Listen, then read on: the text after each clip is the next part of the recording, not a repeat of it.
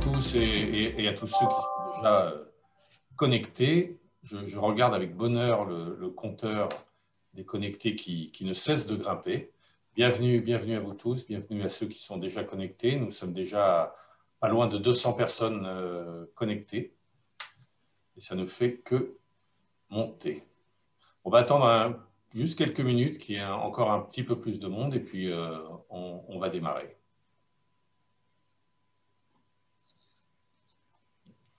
Bonjour Valérie, bonjour Septentrion Tour, Katia.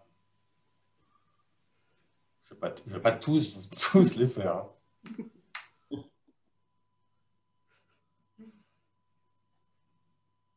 Bonjour à tous encore.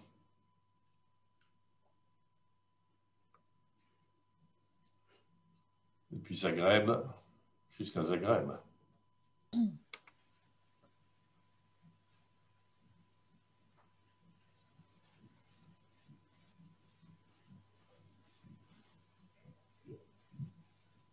C'est bien.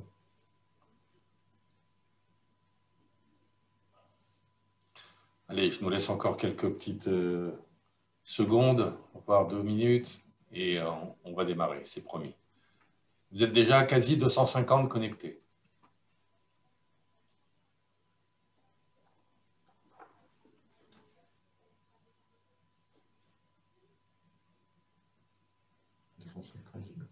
Pardon ? Oui, à 200...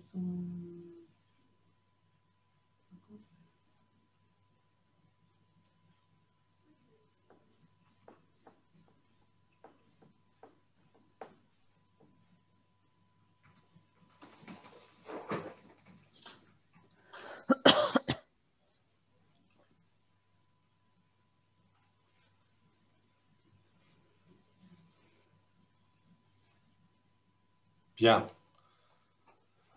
Bonjour à tous. Nous sommes à 200 pour l'instant à 250 connectés. Ça continue, les connexions continuent d'arriver. Juste un petit mot d'introduction. Pour ceux qui ne me connaissent pas, je suis Frédéric Laurin, je suis le directeur général du salon IFTM et nous sommes ravis de vous accueillir aujourd'hui sur ce module de formation dans le cadre des ateliers d'IFTM.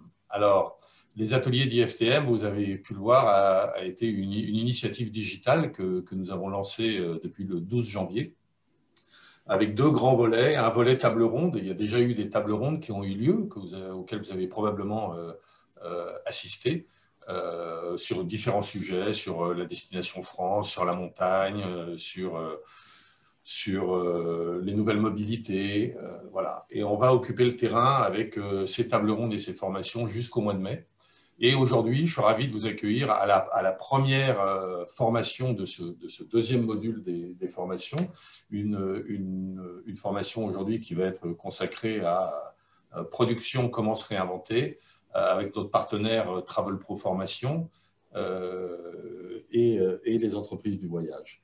Voilà, je voulais juste vous remercier à nouveau pour votre fidélité, parce que aussi bien sur les tables rondes que je le vois là ce matin sur les formations, vous êtes nombreux et nombreuses à vous connecter, non seulement à vous inscrire, mais à vous connecter. Il y a parfois une très forte déperdition entre le nombre d'inscrits et le nombre de connectés. On ne constate pas ça avec les ateliers d'IFTM, donc tout ça est de très bon augure pour la suite. Voilà, je vais passer la parole à nos amis de Travel Pro Formation pour la suite. Je vous souhaite une très bonne formation. N'hésitez pas à communiquer vos questions sur le chat et on vous y répondra, bien sûr. Encore une fois, merci pour tout. Merci pour votre confiance. Je vous le rappelle, l'ADN du salon, c'est de rassembler tous les acteurs du tourisme. Eh bien, les ateliers d'IFTM s'inscrivent dans cette démarche. On essaye de vous rassembler, de vous apporter du contenu intéressant et c'est ça qui nous anime. Bonne journée, bonne formation. Merci Frédéric. Bonjour à toutes et tous. Moi, je suis Sylvie, directrice de Travel Pro Formation, donc qui est le centre de formation de l'APST et des entreprises du voyage. On est ravis de faire partie de cette belle aventure en tant que partenaire de l'IFTM. Et comme vient de vous le dire Frédéric, on vous remercie de participer aussi nombreux à cet atelier qui a pour thème aujourd'hui comment se réinventer. Donc, quelques petits points d'organisation. Pendant cet atelier d'une heure, on n'a pas la prétention de croire qu'on va tout bousculer. Par contre, on a la prétention de croire qu'on peut vous apporter quelques idées et pistes de réflexion pour demain. De temps en temps, vous serez sollicité par les intervenants. On vous invite à privilégier le chat de discussion pour répondre à leurs sollicitations. En attendant, je vais vous laisser en compagnie de Sylvia, consultante de Travel Pro Formation et directrice d'un réceptif à Paris, et de Michel, un comédien d'exception. Je vous souhaite un excellent atelier formation. Bon, ben, bonjour, moi, alors d'exception, oui, parce qu'en fait, je ne suis pas connu, hein, donc vous savez, en ce moment, dans le spectacle, c'est un peu comme dans le tourisme, donc voilà, je me suis raccroché, il y avait de la lumière, je suis venu, et l'idée, c'est de poser des questions, parce que je voyage aussi, des questions cons, en fait. Alors, je vous laisse à vous les questions intelligentes. Bien. C'est à moi donc. Alors moi je suis Sylvia, je suis censée vous accompagner dans ce parcours.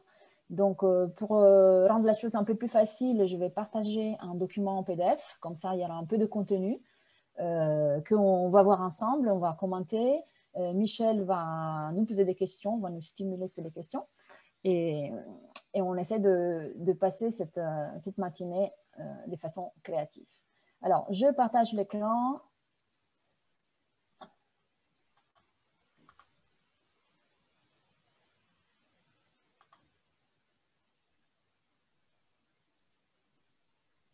Valentine, l'animateur a désactivé le partage d'écran pour les participants. Il faudrait me donner la main.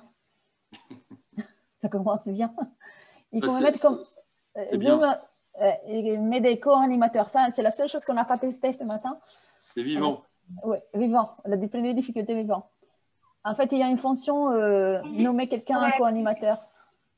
Il y a Eric Rivet qui dit « Désolé pour le retard, t'inquiète, on avait prévu justement ce problème-là pour faire en sorte que les gens arrivent à l'heure malgré tout. » Voilà, donc là, on meuble comme on peut. Alors, là, c'est bon pour toi, tu as la main. Ouais, merci. Lien Zoom, les participants sortant de l'Union, c'est ça? Comment? En fait, j'ai plusieurs fenêtres à partager. Moi, je mets partager. Partage voilà. l'écran. OK. Est-ce que vous voyez mon écran? Oui. Oui. OK. C'est bon. Donc, il vaut mieux que je le mette en grand, en modèle comme ça?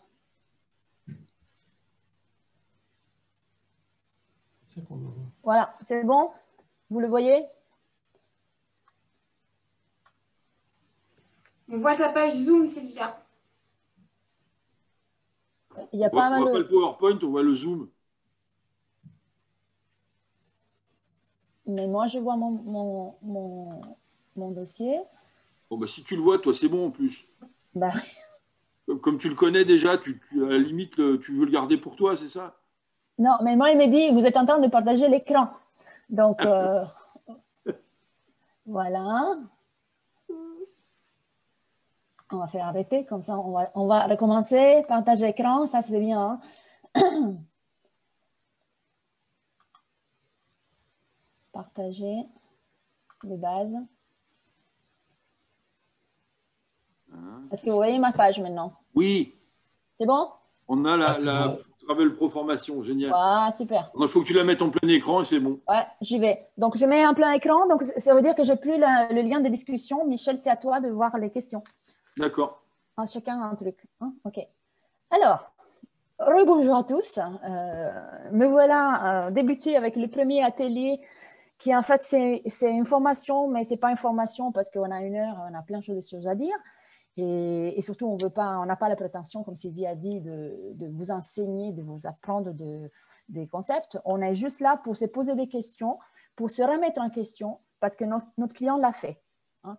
Donc, demain, la production, demain, c'est quand? Demain, c'est quand on reprendra. Demain, c'est après la crise sanitaire. Et demain, on va se demander, est-ce que ce qu'on a toujours fait est encore valable après? Est-ce qu'on sait vraiment ce que notre client d'après voudra? Donc, on va faire un petit parcours pour produire, pour concevoir un produit nouveau, avec une optique qui change si on est en agence de voyage, si on est un tour opérateur, si on est un DMC, mais la question est toujours la même. Il faut produire quelque chose qui soit adapté au client qu'on a en face, qui on peut identifier facilement si on l'a vraiment en face au bout du fil, qu'il faut identifier si on est un tour opérateur par rapport à la cible qu'on a choisie. Et si on a un réceptif, encore pire, parce qu'il faut penser ce que le tour opérateur veut par rapport à la demande de ses clients. Hein. Donc, on va parler du consommateur, de qui on a en face, d'un client qui est un touriste, d'un client qui est peut-être un voyageur, un nouveau voyageur. On va surfer les nouvelles tendances, parce que ces nouvelles tendances, ils nous donnent des thématiques à utiliser pour nos nouveaux produits. Et on va parler de cette nouvelle technique qui est le marketing expérientiel qu'on peut appliquer au tourisme pour donner une valeur ajoutée. Hein. Et juste comme rappel à la fin, on va parler un peu, on va faire un récap du montage d'un produit touristique que tout le monde sait déjà faire, mais on va juste voir comment utiliser ces nouvelles clés pour notre produit innovant. Donc, en fait, on a une petite promenade sur une activité qu'on connaît déjà très bien. Donc, qui on a en face? On a en face une personne, hein, une personne qui est un subjectif, donc qui a des motivations pour voyager, des motivations qui sont influencées de l'extérieur. Ces clients, ils ont eu beaucoup de temps pour réfléchir parce que pendant la pandémie, pendant le confinement, etc., on a lu, on a écouté des émissions à la télé, on a participé à des webinaires, on a lu des articles. Donc, en fait, ils ont eu le temps, les clients, mais nous aussi, de se remettre en question. Donc, plein de littérature, plein d'articles, plein de webinaires. Mais il y a aussi de la mode, ça reste des destinations à la mode. Ça reste des logiques sociales. Il y a des clients qui répondent dans leur choix de voyage à une logique sociale et, par rapport au moment précis de leur vie. Donc, il y aura un moment où on est intéressé à des voyages romantiques, un autre moment des voyages de découverte, un voyage de famille, un voyage de repos, etc. Donc, quoi proposer, hein? Quoi proposer pour qui aussi veut choisir de maintenir des icônes où il faut aller, la fameuse « the place to be ». Est-ce qu'on sait ce que c'est le « the place to be » pour nos clients? Alors moi, justement, parce que moi j'ai un chat aussi, là, il y a le chat avec tous les participants, mais j'ai aussi un chat avec des clients qui me demandent justement est-ce qu'on pourra travailler sur le dernier voyage aussi? Ça peut être bien. En ce moment, c'est la mode. Le dernier voyage qu'on a fait? Non, le dernier voyage. Bon, on laisse tomber alors. Le dernier voyage en français, c'est la mort en fait. Hein, mais voilà, mais oui, mais en italien aussi. Hein, mais juste, je voulais. Eh ben alors, peut-être que tu ne comprends pas. Pas trop dramatique, quoi. Voilà, on parle d'évasion, de loisirs. Voilà. C'est une évasion. Hein. Oui, c'est vrai. C'est vrai. Donc, il faut se poser des questions. Qu'est-ce qui est à la mode? Qu'est-ce que va enthousiasmer notre client? Quelles sont les icônes qu'il faut encore surfer? Et savoir qui est notre client, qui on a en face, quel âge ils ont nos clients. On a plein de seniors là. On a plein de seniors, c'est baby boomers entre 55 et 75 ans qui sont en retraite active. Ce n'est pas du troisième âge qui doit aller faire de l'hivernage dans une plage. C'est des gens qui veulent voyager, qui ont une carrière touristique très, très remplie. Donc, il faut stimuler de la bonne façon. On a un modèle de société qui a changé avec toutes les familles décomposées, recomposées. On part en vacances avec les enfants de l'un, les enfants de l'autre, les amis des enfants, la famille de l'autre famille, etc. Donc, peut-être que ces vacances en tribu changent en termes de programme, il faut intéresser tout le monde, il faut intéresser différentes générations et différents âges d'enfants, et en termes de budget, en termes d'hébergement. Après, on a en face encore quoi? Des clients qui veulent voyager en solo, parce qu'on a des aventuriers qui font le road trip, c'est à la mode, non? Des solitaires, des femmes qui voyagent seules, parce que maintenant on le fait. Voilà. Et par bonheur, on a encore les couples. Ah, les couples, c'est la cible typique du marché touristique des agences de voyage et des tour opérateurs. Les couples qui veulent partir en vacances. Donc, est-ce que vos clients sont encore ceux-là ou vous avez encore des clients différents? Et après, on peut les décliner, groupe, individuel, loisir, business qui devient loisir, etc. Mais il faut savoir qui on a en face, qui sont nos clients. Et c'est là qu'on se pose la question de base. Est-ce qu'on a en face un touriste ou un voyageur? À savoir que touriste a toujours une acception signification un peu négative, non? Ah, mais non, moi, je ne suis pas un touriste. Non, moi, je fais un voyage. Donc, est-ce qu'on a en face un client qui est simplement un touriste qui veut se reposer, qui veut consommer un produit tout prêt ou à la carte, ou on a un voyageur qui est un peu plus compliqué? Je ne sais pas. Toi, Michel, tu sais qu'est-ce que c'est un touriste, un voyageur? Je pense que le touriste, il assume d'être un touriste, alors que le voyageur, il ne veut pas être un touriste, en fait. Ouais, le voyageur, ça la pète un peu, c'est ça? Le voyageur, souvent, le touriste, il est cool, puis le voyageur, généralement, il veut découvrir le pays, non? C'est ça, c'est un mec facile, il faut arriver à le découvrir.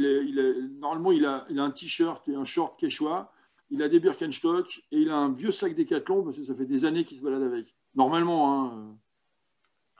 Et il voyage. Et il veut avoir des vraies rencontres avec les gens du pays, quoi, tu vois. Ouais, mais moi, c'est aussi les jeunes qui m'énervent un peu parce que maintenant, ça fait un road trip. C'est quoi un road trip? C'est un circuit. Hein? Ça fait 30 ans qu'on le fait, nous, des circuits. Voilà, un circuit à la carte. Voilà. Sauf qu'au lieu d'aller le chercher sur la carte, comme on faisait avant, maintenant, on a Internet, on a les blogs, les blogueurs, on a les influenceurs, tous les gens qui sont comment dire, la science infuse, donc ils savent tout. Donc, on ne fait pas un circuit, on fait un road trip. Et donc, on est un voyageur et donc, on n'est pas un touriste. Et peut-être qu'on n'a pas le sac Décathlon et les Birkenstock, mais on sait qu'on fait quelque chose de différent. Donc, nous, on s'adresse à qui? Parce qu'en fait, il faut aussi justifier notre présence, notre existence, notre expertise, notre savoir-faire. Nous, ça nous arrange qu'il y a des consommateurs de produits touristiques. C'est un peu notre métier, non? Alors moi, j'ai plein de trucs. Là, j'ai les gens qui commencent à donner des définitions sur les voyageurs, par exemple. La différence n'est-elle pas, c'est que Céline Bourgeois, et puis après, j'arrive pas à lire parce que c'est pas assez, voilà, qui dit que la différence n'est-elle pas dans les valeurs recherchées dans l'acte de voyager. Okay, et après, il y a quelqu'un qui dit que les clients veulent faire des voyages, putain, ça a bougé, hors des sentiers battus, tout en restant putain, ça n'arrête pas de bouger ce truc. C'est bien ça, des sentiers battus, mais en restant safe quand même. Voilà, ils veulent pas le prendre trop de risques, en fait. C'est ça qu'on me dit. Et puis, il est beaucoup plus à la découverte. Voilà, c'est ce qu'on me dit aussi. Pour moi, le voyageur est celui qui a envie de découvrir le pays en dehors des sentiers battus, sac à dos compris. Voilà, ça c'est les définitions qu'on a. Et le touriste est un acteur du voyage touristique, plus basé sur le balnéaire. Et voilà, oisiveté. C'est un gros feignant, quoi, d'après ce qu'on dit. Un gros feignant. Donc, hors des sentiers battus, veut faire tout seul, mais pas vraiment. En fait, il veut un itinéraire calculé, mais qui ne se présente pas comme un package touristique, un forfait, ce qu'on fait, quoi. C'est ça. C'est un peu ça. Il y a aussi le touriste qui peut être voyageur aussi, c'est dans les voyages comme ça, il y a toujours 2 heures sur 10 jours, 11 nuits, il y a toujours 2 heures de temps libre. Et là, le mec, c'est un dingue. Et là, le mec, il découvre le pays. Et là, il est comme un dingue. Toute la journée, il a été cadré pendant 8-10 jours et il reste 2 heures. Et là, il fait ce qu'il veut. Et là, il devient voyageur. T'es romantique. Moi, je pense que s'il a 2 heures, il va faire du shopping. Ah, aussi. Voilà, donc en fait, c'est ça le problème, c'est que si on encadre trop, on ne le laisse pas devenir voyageur, ce touriste. Donc là, en fait, finalement, c'est notre faute. C'est notre faute. Donc il faut qu'on arrive à doser, parce que ce voyageur qui est le voyageur romantique, le voyageur qui allait à la découverte, à la rencontre d'un monde d'ailleurs, peut-être que dans le monde moderne, où on a démocratisé les voyages, le transport, bon, il n'y en a plus tellement. Donc, en fait, tout le monde peut être voyageur s'il en a envie. Après, il y a des touristes qui veulent être plus assistés dans la construction de son voyage. Donc, est-ce que le nouveau voyage, après, ça va être une mutation du touriste voyageur? Tu revois une voiture, je ne sais pas, on va voir comment on va l'appeler. Mais moi, je vais essayer de résumer un peu. Donc, selon le code du tourisme, le touriste, c'est celui qui quitte son domicile pour quelques jours. En fait, il doit rester nu dehors. Il est touriste. Sinon, il est excursionniste parce qu'il ne dort pas à l'extérieur. Et donc, il cherche quoi? Une vacance. Il cherche du loisir, de la détente. Il cherche quelque chose de nouveau, c'est clair. Hein? Comme un peu une compensation à son métro, boulot, dodo de tous les jours. Alors que les voyageurs, ils cherchent un peu plus de contenu parce qu'ils croient, ou ils pensent, ou il est autonome. Hein? Donc, il prend le temps de regarder, de découvrir. Il veut du temps libre, comme dit Michel. Donc, c'est ça, il faut faire attention, il faut travailler. Donc, on va commencer, on va essayer de l'étudier tous les deux. On va commencer par le touriste. Donc, il était une fois le touriste avant la crise. Le touriste, donc, qui consommait. Et qu'est-ce qu'il consommait quoi? Donc, il avait du temps libre, hein, et donc, il venait en agence pour acheter une vacance, hein, un package de vacances, pour remplir son temps libre. Et pourquoi le remplir? Parce qu'il faut partir en vacances. On ne peut pas dire seulement on est en vacances. En fait, il y a les vacances scolaires. Qu'est-ce que tu fais? Eh ben, je suis en vacances, je me repose. Les gens demandent, tu pars où en vacances? Donc, il faut partir.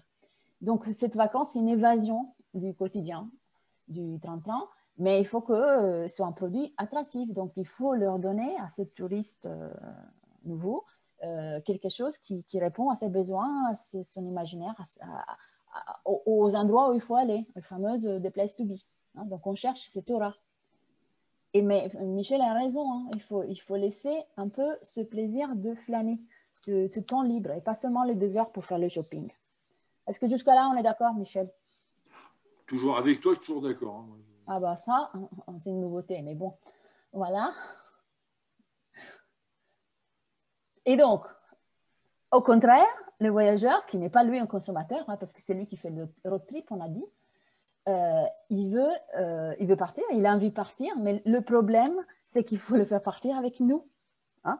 Donc, qui est-il vraiment? Est-ce que normalement, je pense qu'il n'a pas besoin de nous. Hein. Donc, comment il faut le capter? Comment stimuler cet imaginaire qui est plus compliqué de l'imaginaire du touriste? Le touriste, il est plus sympa, comme on a dit, non? Le touriste, il veut partir quelque part pour se reposer, pour faire quelque chose de différent, de nouveau, etc. Le voyageur, lui, il faut que, en plus de cette motivation de faire un voyage pour se détendre, il faut lui donner du contenu. Donc, il faut toucher cet imaginaire, le faire rêver. Hein. Mais comment? Comment on fait rêver quelqu'un qui rêve déjà tout seul, hein, beaucoup? Ah, je ne sais pas, pour une fois. Ben, c'est-à-dire que là, j'ai plein de trucs, mais en fait, ils répondent pas. Là, ils donnent leur Ils répondent pas. Ça va à une allure. Voilà, on fait rêver en surprenant. Voilà, il y en a une qui, ça y est, Voilà, être à l'écoute de son rêve. On peut faire rêver en mettant en avant son expertise locale. Ça y est, c'est parti, là, c'est chaud. Elle est comme une dingue. Expertise, ça me plaît, c'est mon E et X. Expertise, je dirais un autre truc qui commence comme ça après. Mais en fait, oui, il faut faire rêver. Déjà, il faut se présenter, nous, comme capables de le faire rêver. Hein? Pas facile, hein? Donc, comment on va stimuler cet imaginaire? Ah, ça c'est, voilà, tu vas nous le dire, je crois. Bah oui. Mais moi, ouais. Je n'ai pas de recette. Moi, déjà, il faut travailler sur des symboles. Il faut travailler déjà au moment de la commercialisation, de la présentation, du titre. Du forfait de la proposition. Parce que si on va mettre vacances balnéaires en Andalousie, ça fait pas rêver. Mais si on va mettre quelque chose qui touche le local, qui touche l'exotique, qui touche la couleur de la mer, du ciel, des vacances idéales, etc., si on touche un peu de marketing expérientiel, peut-être que cet imaginaire va faire un déclic, à dire, tiens, celui-là, il a des choses à nous dire. Et après, on peut aussi utiliser les mythes que les clients ont dans leur tête. Est-ce qu'on va parler à un client qui est un solitaire? Alors, quelqu'un qui veut aller dans une île déserte comme Robinson. Est-ce qu'on va parler à quelqu'un qui veut découvrir d'autres cultures? Et d'autres cultures, ce n'est pas seulement de l'exotisme, hein, parce que si on parle de la France en américain, on est exotique. Donc, une différence culturelle. Il suffit de voir les séries américaines, quand ils sont en France, on entend de l'accordéon, il y a une de chevaux, un mec qui passe avec un béret et une baguette. Et on est en 2021, mais eux, ça ne leur pose aucun problème. Aucun problème. Mais dans les derniers temps, moi, j'ai fait pas mal d'Américains, donc c'est plutôt avec un verre à la main, je ne sais pas pourquoi. Et ça va être cheese and wine au cooking class. Donc, en fait, différence culturelle, c'est différence de chez eux, mais on peut le travailler, ça. Et donc, pour nous, les Français qu'on doit partir ailleurs, il faut travailler sur ça, sur la différence culturelle. Et si on a quelqu'un qui veut faire son road trip extrême, ben, et là, on pense à Indiana Jones, non? Je ne sais pas. Voyage Indiana Jones. Ça, c'est bien, ça. C'est bien. Voilà. Et après, on peut aller sur Interstellar aussi, ça peut être pas mal. Les mecs, ils partent, au lieu de partir comme ça, ils partent carrément comme ça, et ça voyage dans le... En fait, on le fait rentrer dans ce mythe. Imaginez le mythe de Adam et Ève pour un voyage d'anniversaire, un voyage romantique. Ça, c'est bien, ça. En plus, il n'y a pas besoin de valise, du coup, ils vont être à poil, hein, logiquement. Ça évite le problème des bagages dans les aéroports, ça fait attendre, alors que là, le mythe d'Adam et Ève, bon, après, il faut franchir la sécurité. C'était pas ça que je pensais moi, mais bon, on peut le voir comme ça. Non, moi, je pensais à autre chose, plus romantique, plus les fleurs, les pilotis, la mer, voilà. Et donc, en pratique, parce que là, on parle de mythe, on parle d'imaginaire, etc., mais il faut savoir mettre en scène des choses. Et pour mettre en scène des concepts, il faut utiliser des images, des stéréotypes, ce qu'on dit techniquement des landmarks, des marqueurs de destination. Par exemple, vous voyez les Eurostars, hein, ils ont été malins hein, pour dire Paris et Londres, allez, Big Ben et Tour Eiffel. Donc, est-ce qu'on a des images stéréotypées qu'on peut utiliser, nous, producteurs, pour lancer nos produits de façon nouvelle? Parce qu'aujourd'hui, avec la technologie, avec les photos, les images, on peut travailler sur ça. Tu as des réponses? Est-ce qu'on a des réponses en ligne? Ah, j'ai une question là, très, très pertinente de je ne sais pas, GCEP, je vois marqué que CEP, donc je ne sais pas. Donc, le voyageur il a souvent, ça a changé, mais c'est chiant, ça ne s'arrête pas de bouger. Si le voyageur cherche la rencontre, est-ce que ça colle avec ses clichés? Voilà. Bonne question. Le cliché, c'est une question intelligente, c'est pas pertinente seulement. Les clichés sont fixes, ce sont des stéréotypes, mais la rencontre, ça peut bouger parce que c'est très subjectif, ça dépend de plein de choses. Mais déjà, le fait de leur donner l'occasion de pouvoir rencontrer, ça veut dire qu'on propose un voyage un peu plus dynamique, un voyage avec du temps libre. Et donc, il y a CEP aussi qui nous précise, je crois. Donc, le voyageur, il a déjà souvent un rêve construit, contrairement au touriste qui a besoin qu'on lui vende un ailleurs. Le voyageur sait souvent déjà où il veut aller traîner ses guêtres. Il attend donc qu'on adhère à son rêve et non qu'on lui en fabrique un et qu'on y ajoute notre supplément d'âme et de technique. C'est bien ça. Et bien, bien. Supplément d'âme et des techniques. Ouais, ça, je vais marquer. Je vais l'utiliser dans mes formations pour les étudiants. Ah ben voilà. Voilà. Tu pourras demander des droits d'auteur, là, CEP. Supplément d'âme et des techniques. En fait, l'âme, c'est la perception des besoins de ce consommateur, de la technique, parce que nous, on sait où elle est. C'est ça notre avantage. Ah, c'est Septentrion Tour. Voilà, c'est Septentrion Tour. Alors, je ne sais pas si c'est Tour la ville ou Tour le voyage. Septentrion, du Nord. C'est bien ça. Âme et technique, âme et expertise. Donc, il faut capter, empathie vers le client, ses besoins, et expertise. Lui, il faut lui mettre une bonne note, hein, Septentrion. Voilà, prends les noms.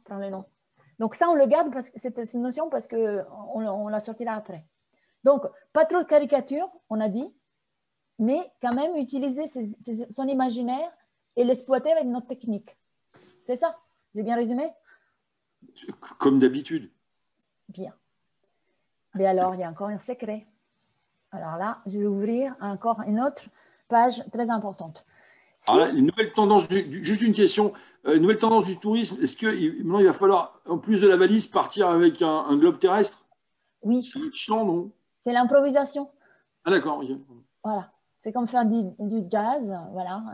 On ne sait pas qu'est-ce qui arrive. Donc, on est sur la route, là, une route solitaire. On prend la carte, on prend le map monde et on dit, on va quelque part. Mais bon, nouvelle tendance, on en a entendu parler depuis mars. Hein. Donc là, c'est tout le monde nous dit, nous apprend les métiers. Moi, c'est ça un peu qui m'énerve, je ne sais pas vous, mais si on lit les articles, les journalistes de secteur et pas la partie culture, donc il faut relire le tourisme parce que le tourisme a un impact négatif, parce que le tourisme pollue, parce que si on arrivait là, c'est la faute du tourisme de masse. C'est ça, non? Donc, quelle nouvelle tendance? Là, il faudrait savoir. Moi, j'en ai plein. Hein. J'ai plein de thèmes là à vous proposer qu'on peut regrouper après sur des grandes familles. Mais ces nouvelles tendances, si on le rajoute à l'âme et à l'expertise, et si on le rajoute à cette exploitation de l'imaginaire du consommateur, peut-être on va arriver à ce nouveau produit.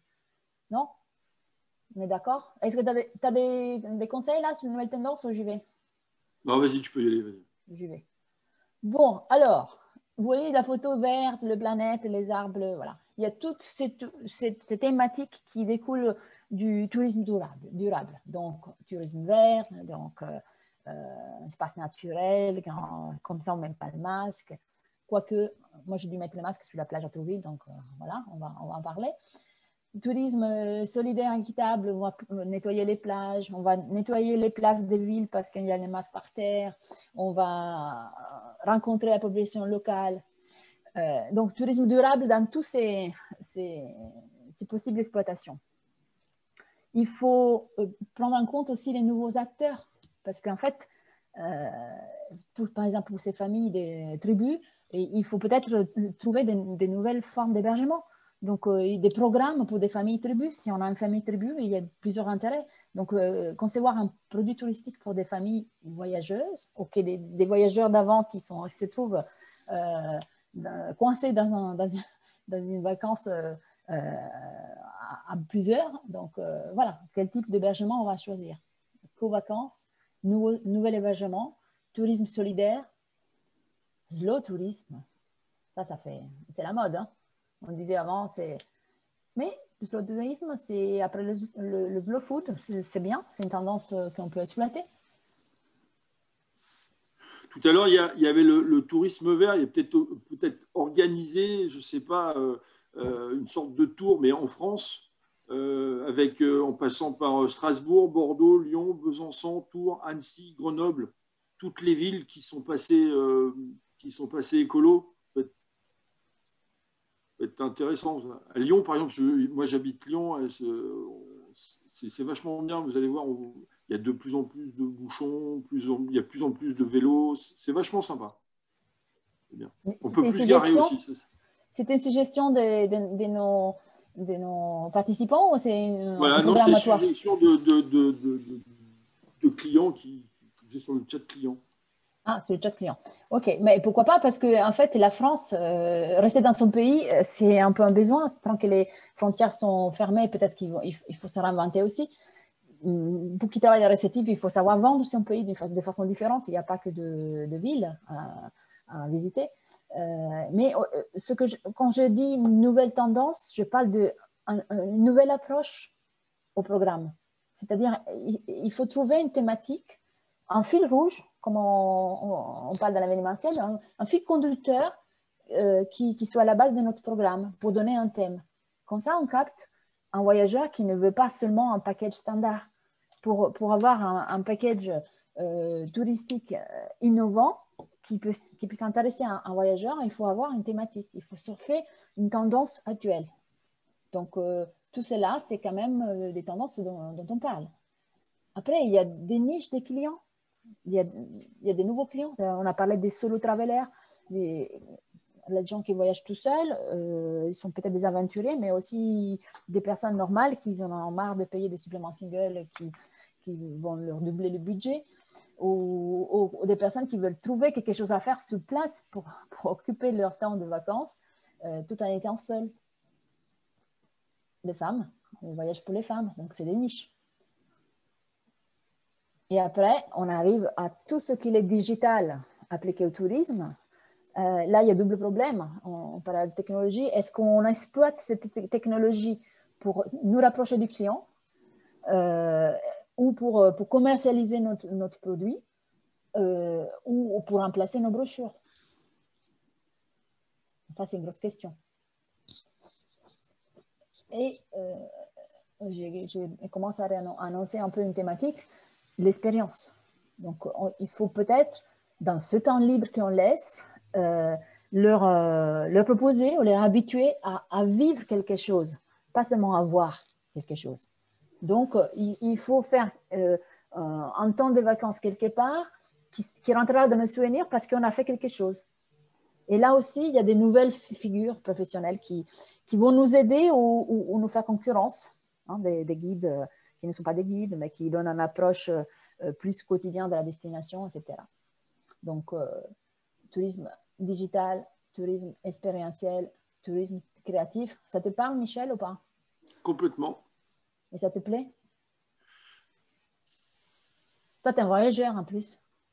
Moi, depuis le début, je ne sais pas si je suis touriste ou voyageur, ou si je suis voyageur touriste, ou si je suis voyariste ou tougeur. Je ne sais pas. C'est un peu tout, en fait. Ça dépend où je vais. On le verra à la fin. Donc, encore une petite parenthèse sur la technologie. On la sait, on connaît, on sait tout. Mais juste ces technologies, il ne faut pas les subir, peut-être, non? Il faut l'exploiter. Parce que moi, je pense que la technologie, ça peut servir pour garder le contact, créer le contact avec le client, le garder et le maintenir après. Donc, on parle avant de partir, donc comment commercialiser e-tourisme, mobile, m-tourisme, etc. Pas seulement le laisser faire aux destinations, peut-être les agences peuvent aussi le faire avec leur parc client. Alors, avant les voyages, pour la commercialisation.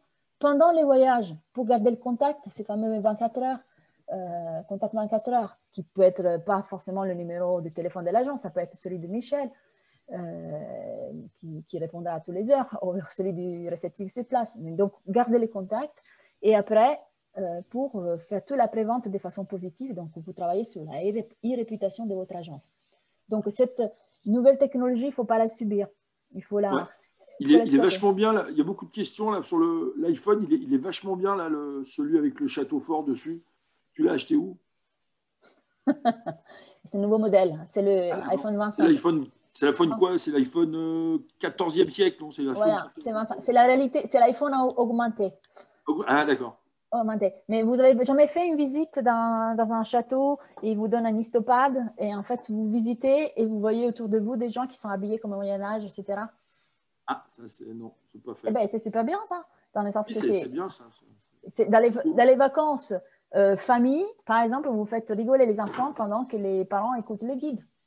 Et ça ne fait pas touriste basique, ça fait aventure sur place. Donc, juste conseil, nous n'allons pas subir la technologie, nous allons l'exploiter, l'utiliser.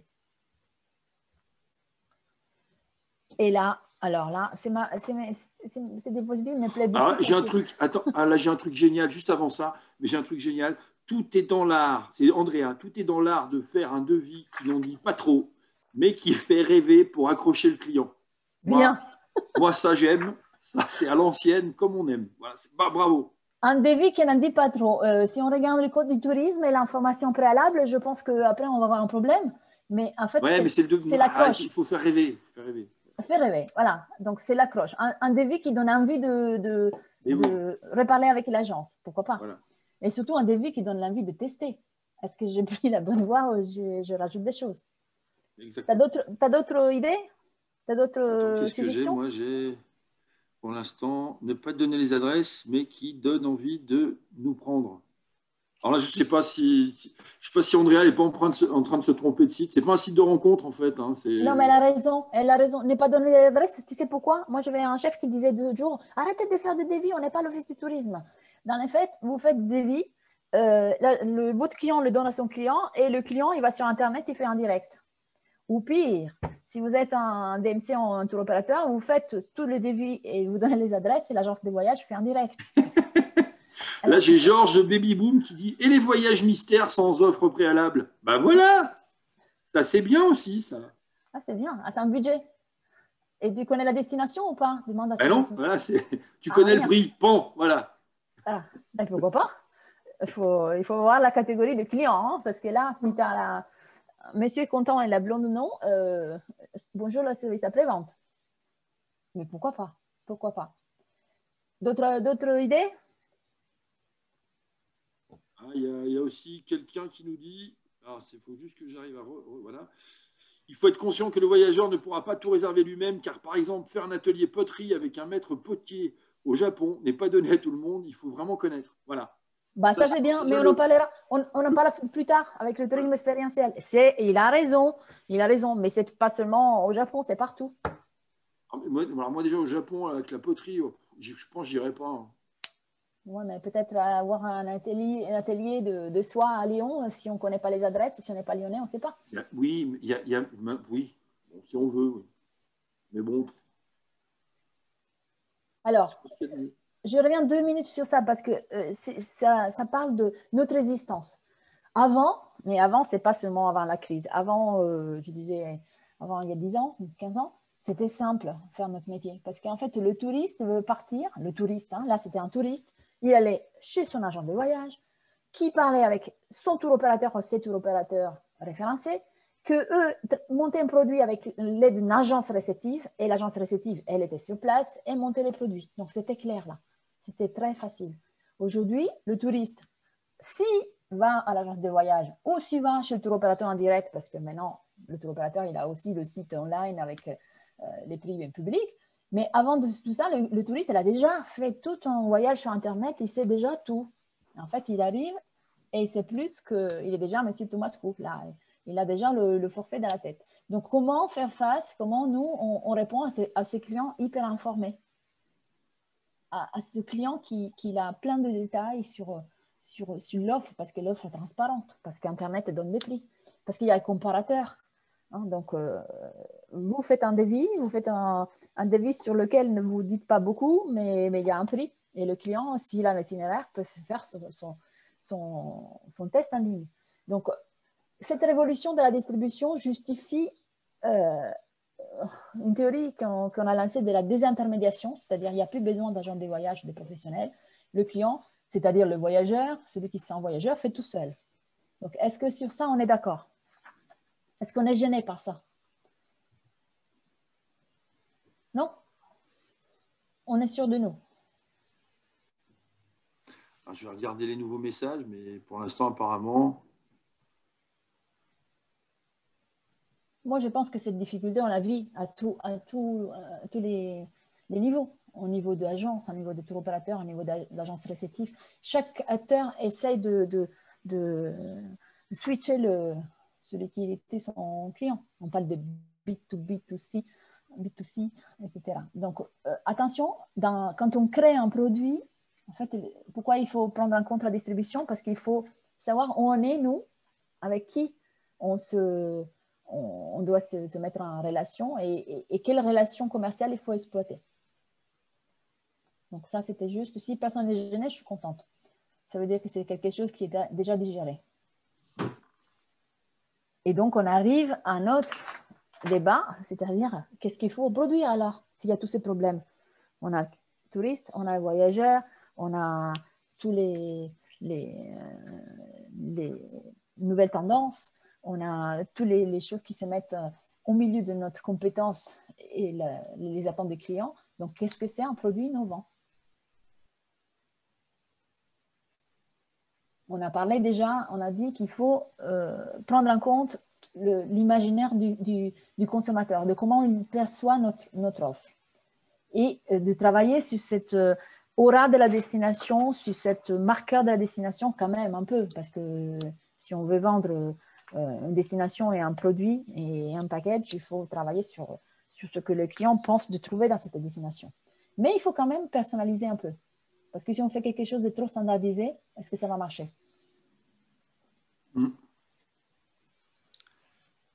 Qu'est-ce qu'ils disent? Ben, je regarde. Là, il parle de plein de trucs. Voilà. Difficile à suivre. Ben, en fait, on ne peut pas annuler les produits standards. Je veux dire, il y aura toujours un produit standard, vol, transfert, séjour. Il y a Isabelle qui nous dit, exemple personnel, il est possible d'envoyer 10 clients au même endroit en Tunisie qui ne feront pas la même chose. Bien. Pourquoi? Bien. Pourquoi? Alors là, je ne sais pas. Moi, je sais pas, c'est Isabelle. Et parce qu'elle a personnalisé, parce qu'elle a habillé sa Tunisie aux besoins de son client ou l'imaginaire de son client.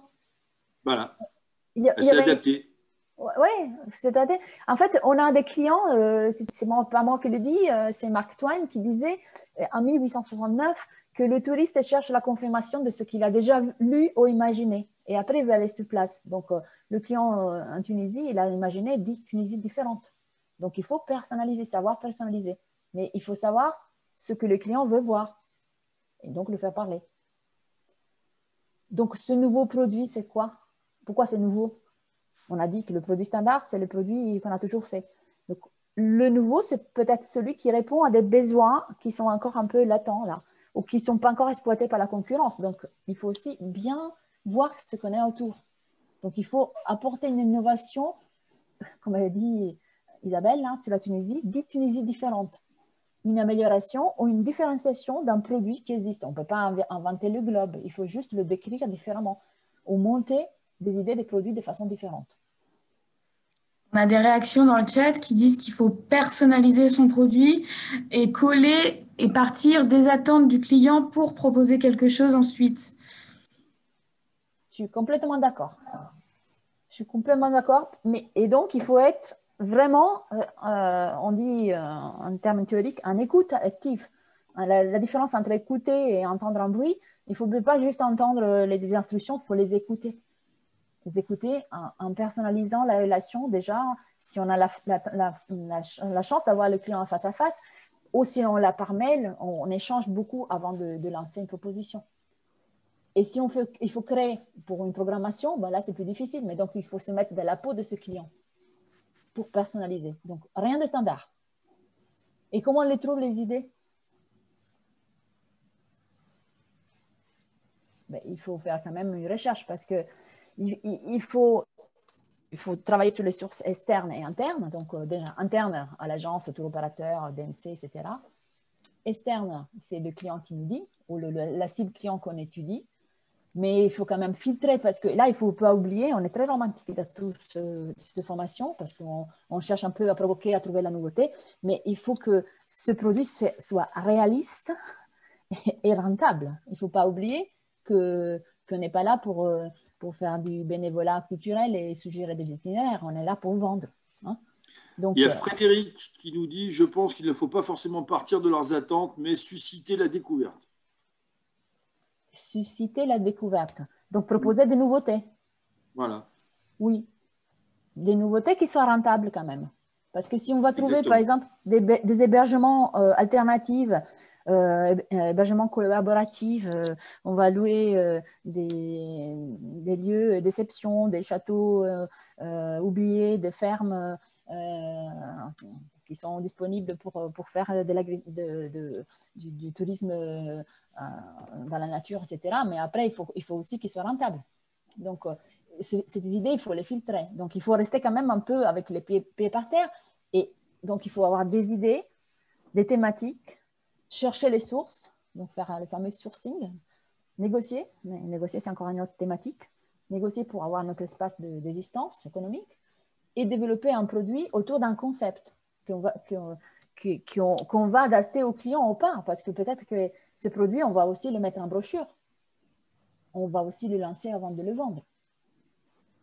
Et on a Andrea qui nous dit que le sur-mesure n'est pas synonyme de hors de prix, qu'il faut faire sentir au voyageur qui a moins de possibilités financières qu'il peut faire partie des nouvelles tendances du voyage, que ce n'est pas réservé à une caste. C'est vrai, parce qu'on a un peu l'idée que les nouvelles tendances, c'est un luxe. La nouvelle tendance, c'est quelque chose qui doit être à la portée de tout le monde. Moi, je suis complètement d'accord. Moi, dans le passé, je travaillais aussi en tour operating avant d'être réceptif en Italie. Moi, j'étais fière de remplir aussi des charters de troisième âge. Mais c'est juste donc à des prix complètement défiant de toute concurrence. Ça dépend après ce qu'on offre sur place. Donc, ça ne doit pas être quelque chose réservé à peu.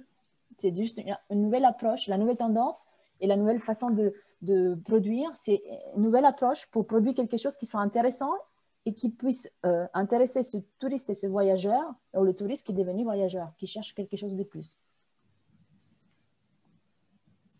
Est-ce qu'on a d'autres idées sur la nouveauté, sur l'innovation? Parce que moi, si on veut parler d'innovation, moi, je parlerais bien de tourisme expérientiel. C'est un peu, là, c'est une nouvelle tendance, hein, c'est clair. C'est le marketing expérientiel, l'expérience client, on en parle partout dans le commerce, donc dans le tourisme aussi. En fait, pourquoi le tourisme expérientiel? Après, comment et par quelle technique on peut passer? Donc, pourquoi? Parce que c'est une façon d'innover déjà. C'est découvrir quelque chose de très local avec quelque chose à faire. Si on fait, c'est un peu comme on dit, si on fait de la route, ça passe par les chaussures, ça passe par les pieds. Et si on voit un paysage, si on fait quelque chose sur place, comme les locaux, qui ne doit pas être forcément extrême. Hein. Moi, j'aime bien, par exemple, aller faire les marchés alimentaires dans les pays où j'arrive, parce que je vois comment les gens mangent, comment ils vont faire les courses, etc. Donc, une solution pour innover, c'est proposer une expérience. Ça nous permet de personnaliser. Hein. Ça nous permet de donner quelque chose qui est à la portée de la demande du client. Et ça nous permet aussi de créer une relation avec le client, parce que le client, peut-être, il rentre de voyage, il va nous raconter, il va nous envoyer des photos d'en mettre sur le Facebook de l'agence, il va nous raconter, il va nous dire. Il reviendra et il parlera à ses amis. Et comment on peut faire? Déjà, il faut travailler sur les thèmes. Il faut habiller. On dit que le marketing, c'est l'habillage d'un produit. Le produit est toujours le même. La Tunisie d'Isabelle, c'était ça? Isabelle a vendu 10 Tunisies différentes parce qu'elle a habillé la Tunisie avec un fil conducteur différent pour chaque client. Donc, moi, je dis que si on travaille sur un thème, si on crée un souvenir, quelque chose à raconter, et si on sollicite un peu les 5 sens, on laisse une impression positive. Et on a surtout quelque chose à raconter. On est passé par quelque chose de pratique. Hein. Donc, on passe par l'action. Le voyage passe par l'action. On produit un souvenir de quelque chose que l'on a fait, pas seulement quelque chose qu'on a vu. C'est ce que Joël dans le chat nous dit, ce sont les expériences vécues, donc liées à leurs émotions, qui vont rester les meilleurs souvenirs du voyage. On est d'accord. Ce n'est pas le sightseeing des clients asiatiques qui font l'Europe en 5 jours, filtrés des vitres de bus depuis lesquels ils prennent les photos, mais c'est l'expérience locale. Après, ça dépend du type de client. Ça peut être une thématique gourmet, ça peut être une thématique olfative. On peut créer nos parfums, on peut déguster nos vins. Je sais pas, Michel, tu n'as jamais fait ça, toi? Moi, surtout les caves de Bourgogne, oui. Ben, pourquoi pas? Il n'y a pas que la Bourgogne. Oh, il y a Bordeaux après à faire, mais c'est plus loin. Non, mais par contre, on a une question dans le chat qui dit comment les destinations pourront répondre à ces nouveaux besoins après la crise sanitaire. Justement, comment on fait pour avoir un tourisme expérientiel, mais qui répond aux attentes des clients, sécurité, proximité, hygiène? Alors ça, je pense que c'est une bonne question que tout le monde se pose et pas uniquement dans le tourisme. Oui. Comment ils vont être les gens après? Par exemple, nous, un petit benchmark dans le théâtre, tout le monde se bat pour ouvrir, mais les gens ne viennent pas parce qu'ils ont peur. Voilà, par exemple. Ouais. Est-ce qu'on va faire une dégustation de vin et fromage dans une cave qui est déjà… Avec des masques? Voilà. Non, on ne le fait plus dans la cave, on le fait à l'extérieur, dans la cour du vigneron. Après, il faut avoir les verres en plastique parce que comme ça, on les jette. Et c'est moins bien que les verres. Il faut des verres en carton maintenant, c'est parce que le plastique, Ah, il faut pas. pardon. Ouais, oui, parce que le tourisme durable. Désolé, je l'ai oublié. Voilà. Après, il y a plein de contraintes, c'est ça qui est vachement bien. On arrive dans un monde où on va y arriver. Comment, on ne sait pas, mais on va y arriver parce qu'on ne va pas lâcher, mais il y a des contraintes. Il va falloir rassurer les gens. Voilà. Moi, j'ai un peu peur que ça sera dosé quand même. Donc, on n'aura pas le tourisme de masse tout de suite. Hein. C'est-à-dire qu'on ne va pas voir Barcelone et Venise remplis le 1er septembre à bloc. Donc, déjà, la distanciation sociale, il y aura, distanciation physique, excusez-moi, il y aura parce qu'il y aura moins de monde. Donc, petit à petit, ça va reprendre. Et donc, il faudra appliquer les consignes sanitaires qui sont prévues par les protocoles, on dit comme ça, non? Et sûrement que, comme le dit Mylène dans le chat, la crise va modifier les attentes des clients aussi sur leur façon de voyager. On est d'accord, mais est-ce qu'ils ont toujours envie de goûter un bon vin s'ils vont en Bourgogne ou manger du bon fromage s'ils vont à la montagne? Et ça reste. Et ça, c'est les vagues qu'il faut surfer. S'il faut produire des souvenirs, on va faire peut-être des excursions plus à l'extérieur, mais les musées doivent aussi vivre, non? Donc, il faut... Alors là j'ai un optimiste, et ça fait plaisir. Je crois que c'était Eric, parce que je ne vois plus maintenant son prénom, mais bon, bref. Et il dit, les gens oublient vite, la grippe espagnole a tué 50 millions de personnes et Thomas Cook existait déjà. Donc, voilà. Effectivement, il va falloir s'habituer à un moment donné, mais je pense que ça va revenir quand même. Il n'y aura pas que des protocoles. On va apprendre à vivre avec et on va normaliser peut-être. Voilà. Et on sera plus attentif. Et après, il y a peut-être une nouvelle conscience. Moi, je vois des jeunes autour de ma famille. Ils ont fait un nouvel an à 6, hein, mais ils se sont testés avant de venir de la maison de quelqu'un. Ça, et personne ne leur a dit. Mais c'est bien. C'est une nouvelle conscience. Donc, déjà, pour voyager, on sera tous testés et vaccinés. Et donc, on va pas se faire tout de suite une descente une dépression en pensant qu'on ne peut plus rien vendre. On pourra. Ce qui est bien, c'est que du coup, les gens qui sont spontanés, il va falloir qu'ils se flinguent en fait. Et si on faisait on va d'abord passer. Voilà. Non, mais je reviens sur l'expérience là.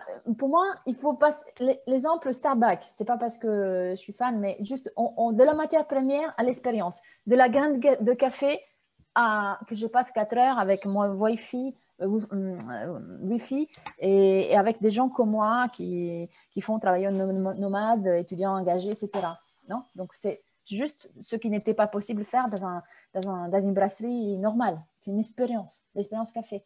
Nature découverte, moi je déteste parce qu'il y a trop de musique de bien-être, trop comme ça, mais il y a tout. C'est la caverne d'Ali Baba et ils travaillent sur les sensoriels à fond et ils vendent des choses qu'on peut trouver ailleurs, mais ils ont travaillé sur l'expérience.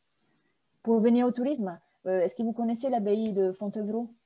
C'est super, c'est une bâtisse rénovée, mais rénovée avec une expérience du passé, hors les temps, hors du présent, hors du futur, hors du passé, etc. Disneyland, c'est le monde fantastique. Vous rentrez là-dedans, vous ne savez pas où vous êtes. Et finalement, c'est un produit touristique. Donc, il faut travailler ces techniques de symboles pour transformer la matière première. Donc, la matière première, c'est quoi pour nous? C'est l'hébergement. Transport, hébergement, activité, dans quoi? Dans une expérience. Ça, c'est la recette du produit innovant. Mais faire attention, parce que si tout devient expérience, après, c'est l'inflation. Si on fait trop de choses, on oublie la destination, on oublie le but du voyage, etc. Il y a juste une petite attention. Si on fait attention à la qualité du package, par exemple, si l'hôtel est bon, la guide parle bien, le transport est bon, etc., on racontera les expériences. Si on a une qualité qui est moyenne, mais à tout niveau, la qualité, ça ne veut pas dire 5 étoiles, comme a dit quelqu'un d'avant. Ça peut être un bon 2 étoiles, un bon 3 étoiles, un bon 4 étoiles, c'est-à-dire ce pour lequel on a payé. Et après, le petit plus, c'est cette expérience locale. Mais pas trop non plus. Il faut doser, il faut laisser du temps libre. Et donc, nous, les pros, on doit être capable d'analyser les prestations, de choisir, de filtrer les prestataires et faire ce pas de passer des choses à voir à choses à faire dans la destination pour raconter. Juste parce que je vois la montre, petit rappel sur ce que nous devons quand même faire, parce qu'on a des obligations. Pour monter un package touristique, il faut répondre à ce que le Code du tourisme nous impose. Donc, il y a quand même une définition de forfait, une définition de responsabilité, de co-responsabilité entre producteur et distributeur. Donc, l'agent des voyages est co-responsable vis-à-vis du client par rapport à ce qui produit le tour opérateur. Donc, attention, même si vous êtes en train de revendre, vous devez caler l'offre par rapport à votre client et avec une obligation d'information et de conseil. Ça, c'est ce que dit le Code du tourisme. Et donc, qu'est-ce que c'est ce forfait? C'est une prestation qu'on vend à un prix tout compris, qui inclut au moins 2 opérations, transport et logement, et excursion, etc., et qui dépasse les 24 heures. Donc, tout ce que est prestations sèches, ce n'est pas un forfait touristique. Donc, ça, c'est ce qu'on doit faire selon la loi. Comment on doit le faire? Il faut avoir un peu d'optique marketing. Donc, il faut savoir qu'on s'adresse à un segment de clientèle. On sait à qui on parle, donc on sait qui on a en face. On utilise un canal. Canal, c'est notre vitrine, notre CRM, nos clients, notre brochure, notre page Facebook, ce qu'on veut. Et on passe par une stratégie de communication adaptée, dans le sens qu'on parle à un client avec le langage qu'il veut ou qu'il peut écouter. Si on fait des voyages pour les jeunes, on parle d'une certaine façon. Si on fait des voyages pour les seniors, on parle de cette façon, etc. Donc ça, c'est notre devoir technique. Quelqu'un a parlé de âme et technique avant. Ça m'a plu. Donc ça, c'est la partie technique. Et pour la partie âme, je laisse Michel. Parce que lui, il est plus... La partie âme, on parlait tout à l'heure du dernier voyage, là, la mienne est en train de partir. Hein. Je suis en train de suivre le truc et ils n'arrêtent pas de parler, les agents de voyage, ils donnent plein d'avis, c'est super intéressant. Il y aura plusieurs types de clients, les clients réticents et ceux avides de voyage. Comment reconquérir les clients réticents? Des produits meilleurs, de qualité, la proximité des destinations, proposer des assurances. Ou alors, moi, je peux éventuellement faire un voyage gratuit ou un voyage payant. C'est-à-dire que vous payez le client réticent pour qu'il parte en voyage. Enfin, il y a plein de trucs à faire, je sais pas. Faire un voyage gratuit? Non. On a beaucoup de réactions sur l'importance de réinventer le tourisme local, de proximité, régional, et faire vivre des expériences aux voyageurs à côté de chez eux, qui serait potentiellement une solution pour l'après-Covid et la reprise du tourisme, et éviter cet effet tourisme de masse plutôt destructeur auquel les agents de voyage sont très sensibles visiblement. Oui, ça revient encore dans l'expertise parce qu'il faut connaître un territoire qui peut-être on n'exploitait pas trop déjà et il faut adapter aux thématiques qu'on a vues. Donc, il faut toujours passer par la phase des conceptions. Il y a Martin qui nous dit l'augmentation du prix des vols dans le futur va beaucoup influencer le choix des voyages. Effectivement, du coup, il va falloir réinventer des produits régionaux en fait. Oui, mais attention, de toute façon, c'est encore quelque chose de très technique. Là. Dans un produit touristique, il n'y a pas que les prestataires. Donc, les prestataires, plus cher, moins cher, plus accessible ou fermé à la vente pour la situation, etc. Mais on a des frais de production. Donc, si on ne connaît pas le territoire, donc il faudra penser qu'il faut faire des repérages, il faut faire des webinaires avec les offices de tourisme, les régions, etc. Il faut y aller. Comment est-ce qu'on peut, etc. Et après, il faut refaire des packages, il faut refaire des brochures, il faut les distribuer. Il faut choisir le canal. Donc, en fait, c'est réinventer pas seulement la philosophie du produit, mais le produit tout court. Mais cet atelier, cette discussion virtuelle qu'on a fait ensemble, ça nous donne des pistes, pas seulement pour cette année 2021, mais pour après, quand le voyage repartira. Et donc, si on a cette approche moderne et flexible et plein de personnalisation et d'expérience, peut-être qu'on pourra se se faire reconnaître et on pourra garder les clients plus longtemps et capter aussi le voyageur. Donc, avant de encore laisser vraiment le temps libre à plein de questions, parce que le temps arrive, moi, je résumerai sur 3 axes. C'est quoi une production innovante? C'est d'abord l'expertise de l'agent de voyage, hein, donc notre technique, hein, la connaissance du produit, mais aussi la connaissance du produit, c'est l'expérience, mais aussi comme personne. Vous savez, il y a savoir-être, savoir-faire, être curieux, donc avoir envie de lire, de suivre les tendances, etc. Et avoir envie de se former, de se remettre en question. Donc la connaissance du produit, ça vient de là aussi. Il faut collaborer avec des organismes externes, donc si en agence de voyage, demander au tour opérateur de recommencer avec les aides de tour, demander aux destinations. Pour la France, on n'a même pas besoin de tour opérateur. Vous voulez faire des produits français et travailler avec les offices du tourisme, on n'attend pas que ça. Pour former, pour donner de la compétence, pour trouver ces fameuses expériences, ces fameuses idées qui vont différencier notre produit.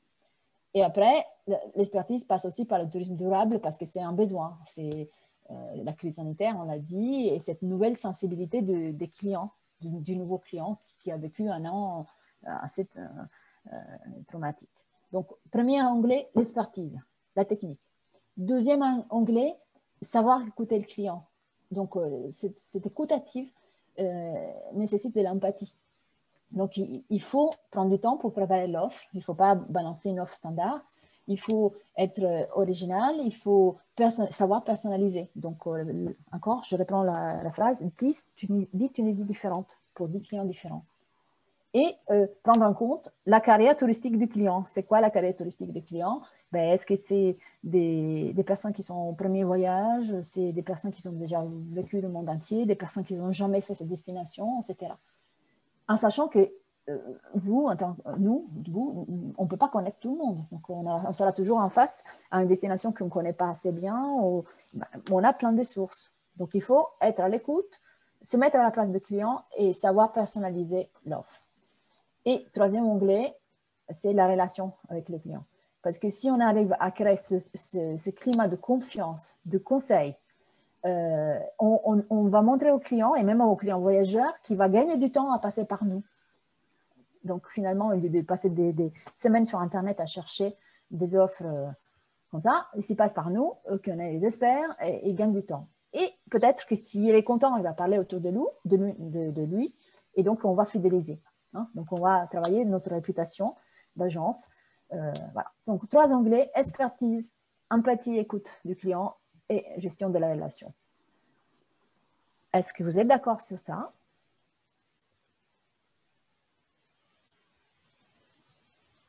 Et après, pour nous achever, j'ai des questions qui partent de tous les sens.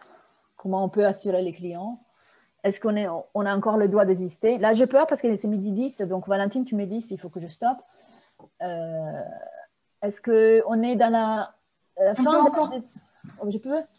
Oui, on peut encore prendre quelques minutes pour répondre aux questions. Il y a pas mal de réponses dans le chat. On peut peut-être... Alors, on passe aux questions alors. Ouais. Qui voit les questions, Michel? Ouais. Moi, je ne les vois pas, les questions. Ah, les questions des gens? Ça va être parti, là, parce que là, déjà, Hop. Alors. Il y a des agents de voyage qui se posent la question de la marge et du bénéfice commercial sur la vente d'offres locales. Et c'est difficile, mais si on est original et si on fait un package avec l'adresse qui n'est pas du professionnel de la dégustation, de l'expérience locale, qui n'est pas publié partout, et si on arrive à faire un mix dans notre package original, le client ne pourra pas faire son compte avec la calculette. Donc, quand je disais il faut être original, mais aussi rentable, et il a raison à se poser ces questions. Et bien là, c'est un peu le drame du DMC. Alors là, moi, je le vis depuis 20 ans, parce que vendre un package au Japon, le client, il ne va pas contrôler tout l'itinéraire. Mais si on vend de la France aux Français hyper difficile parce que le français parle français, donc c'est encore plus difficile que vendre la France en italien, en espagnol, en allemand ou en américain. Donc en fait, il faut être original et il faut montrer que c'est beaucoup plus facile de le faire avec nous parce que dans l'offre, il y a plein de choses et on offre un package complet, une expérience complète. C'est facile. Il faut fournir la facilité et l'originalité. Je ne sais pas si vous êtes d'accord. N'hésitez pas à réagir, les agents de voyage. Il y a Septentrion Tour qui nous dit qu'en tant que DMC, il se présente souvent comme un facilitateur. C'est bien. Ça doit être facile. Ça doit être facile. Et je vous fais un exemple au contraire. Moi, je suis dans le tourisme depuis toujours. Je voulais faire un voyage en famille il y a une dizaine d'années en Laponie pour le Père Noël, etc., type classique. J'aurais pu organiser le voyage. Mais ça m'était tellement plus facile faire appel à quelqu'un sur place qui me trouve dans les 5 jours, 5 expériences. J'ai tout fait. J'ai tout fait et j'ai même eu du temps pour dormir. C'était facile. Donc, DMC, facilitateur, oui. Agent de voyage qui propose la France pour la découverte du territoire, facile et original. Il doit dire à son client, tu as voyagé dans le monde entier, je vais te faire retrouver les mêmes sensations de découverte d'ailleurs, etc., dans des régions de France que tu as toujours sous-évaluées, négligées, voilà. On a Eric Bétens qui dit que en France, les sites des offices de tourisme sont comme des sites d'OTA. Donc, qu'en est-il pour les professionnels là-dedans, dans ce type de vente, par exemple les AGV, les TO, les DMC?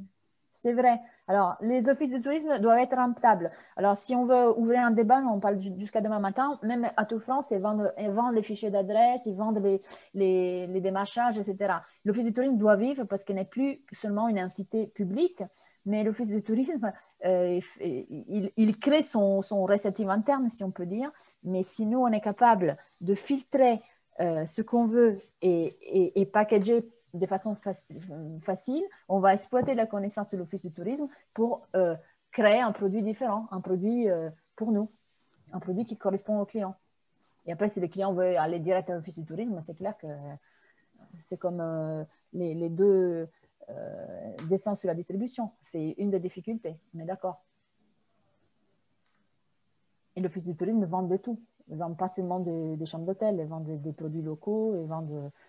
Il doit trouver sa rentabilité. Mais nous, on peut, avec notre expertise, essayer de faciliter la vie à notre client avec un pré-choix pertinent.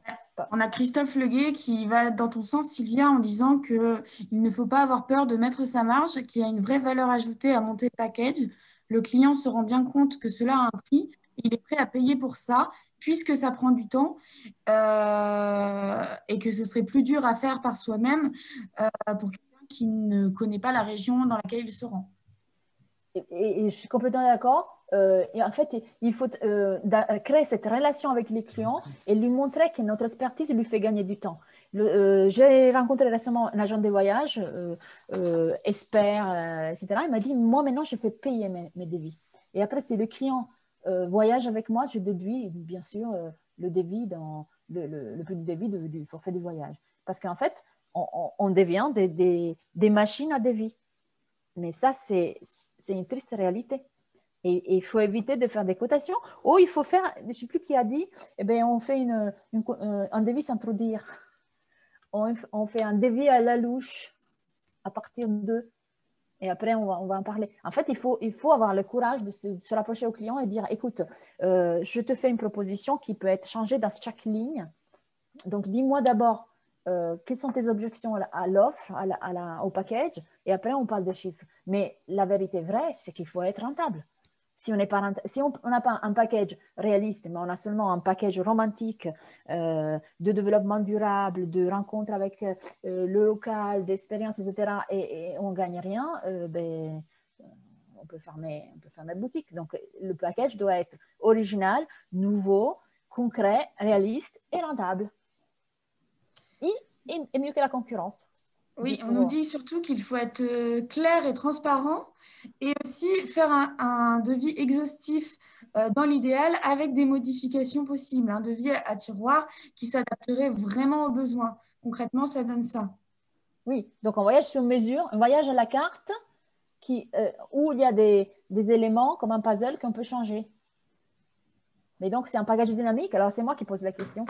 Alors, on va faire un package dynamique parce que là c'est aussi tout un débat qu'on peut faire sur la négociation et les tarifs parce que les prestataires, ils sont de plus en plus en dynamique.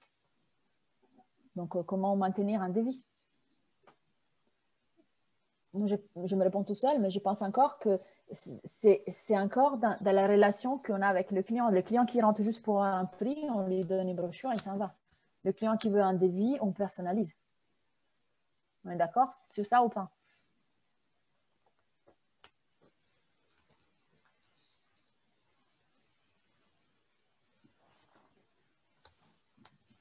D'autres questions?